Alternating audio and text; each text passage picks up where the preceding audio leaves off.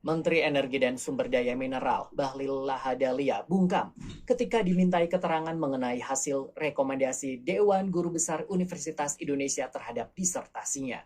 Dewan Guru Besar UI sebelumnya menemukan 4 pelanggaran utama yang menjadi dasar rekomendasi pembatalan disertasi Ketua Umum Partai Golkar itu. Bahlil sebelumnya mengikuti rapat terbatas yang dipimpin Presiden Prabowo Subianto di Istana Merdeka, Jakarta Pusat pada Senin 3 Maret 2025 sore. Rapat itu dihadiri sejumlah menteri Kabinet Merah Putih. Sekitar pukul 9 malam, sejumlah menteri mulai keluar dari Istana Merdeka. Bahlil menyusul keluar, dia langsung menuju podium di bawah pilar Istana Kepresidenan, tempat biasa sejumlah pejabat menyampaikan keterangan pers. Sebelum memasuki pilar istana, Bahlil mengatakan hanya ingin menyampaikan isu hilirisasi saja. Bahlil kemudian menyampaikan keterangan pers mengenai langkah pemerintah untuk hilirisasi.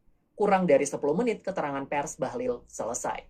Sejumlah wartawan kemudian bertanya mengenai tanggapannya soal rekomendasi Dewan Guru Besar UI yang membatalkan disertasinya. Namun Bahlil bungkam sampai memasuki mobil dinasnya.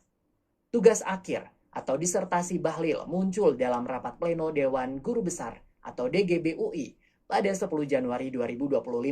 Rapat itu membahas hasil sidang etik kasus disertasi Bahlil sebagai mahasiswa pasca sarjana di Sekolah Kajian Strategik dan Global atau SKSG UI. Dalam risalah rapat pleno, DGB UI menemukan fakta disertasi Bahlil ditengarai melanggar 4 standar akademik UI.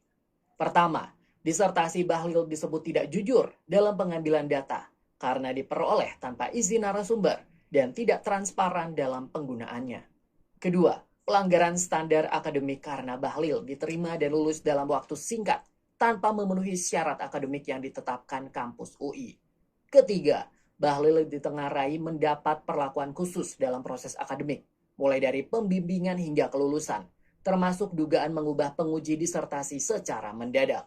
Keempat, proses ini disebut syarat konflik kepentingan karena promotor dan kopromotor disebut memiliki keterkaitan profesional dengan kebijakan Bahlil saat menjabat sebagai pejabat negara. Atas 4 pelanggaran akademik tersebut, DGB UI merekomendasikan tugas akhir atau disertasi Bahlil harus dibatalkan. Meski begitu, Bahlil masih diberi kesempatan untuk menulis ulang disertasi dengan topik baru sesuai standar akademik UI. Keputusan ini bersifat rekomendasi sehingga pembatalannya berada di tangan rektor. 4 organ Universitas Indonesia, yakni Dewan Guru Besar, Majelis Wali Amanat, Senat Akademik Universitas, dan Rektorat akan bertemu